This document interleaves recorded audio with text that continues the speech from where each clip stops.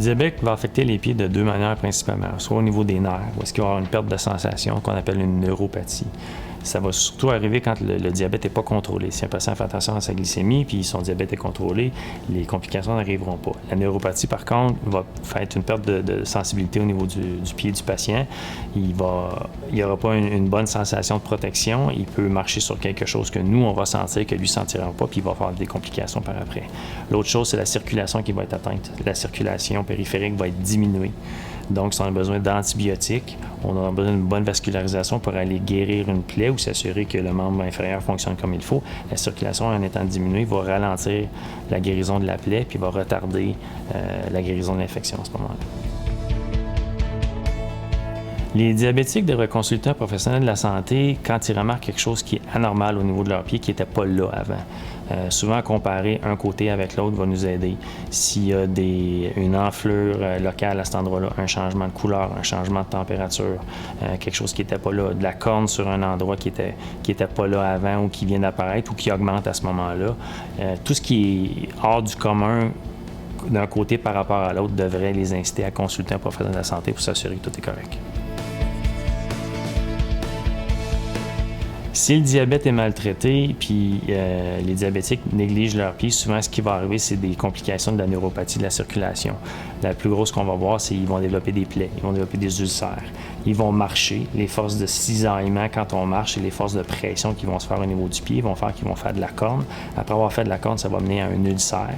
L'ulcère, c'est un bris de la peau qui expose les structures en dessous de la peau. Et à ce moment-là, on va avoir un ulcère qui peut aller même jusqu'à s'infecter. S'il y a une infection, étant donné que la circulation n'est pas bonne, ça va prendre plus de temps à guérir. L'infection peut même se rendre, dans certains cas, jusqu'à une atteinte de l'os qui va nécessiter une amputation. Bien, les conseils de base pour éviter des complications au niveau du diabète, c'est premièrement s'assurer que la glycémie est contrôlée avec l'aide du médecin. Après ça, c'est de faire un examen de base au niveau de ses pieds, une hygiène quotidien, laver ses pieds à tous les jours, porter des chaussures qui n'ont pas de défaut au niveau du chaussure, que ce soit de la semelle intérieure ou de la semelle extérieure, pas des chaussures usées, porter des bas qui sont propres à tous les jours. Faire un examen de ses pieds avec soit un miroir si on n'est pas capable de se pencher. On peut demander à quelqu'un de le faire pour nous autres.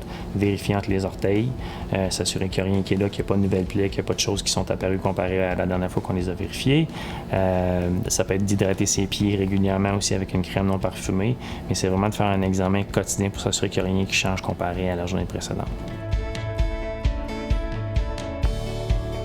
Les diabétiques, pour prévenir la complication, devraient se référer principalement à leur médecin de famille pour s'assurer que la glycémie est bien contrôlée. C'est la première chose à faire.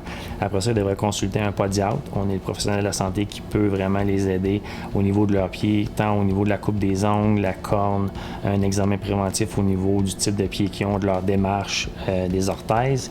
Ils peuvent aussi consulter une infirmière en soins de pied qui peut faire un examen de base puis aussi un traitement de pied si c'est nécessaire, ou nous les référer ou à leur médecin de famille si c'est nécessaire. On va travailler tout le monde ensemble pour que le patient diabétique continue à marcher plus longtemps puis qu'il soit en santé.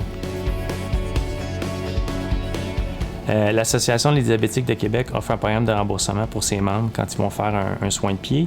Puis, il offre l'information à la matière du diabète, mais aussi des conférences pour la prévention au niveau des soins de pied des patients diabétiques.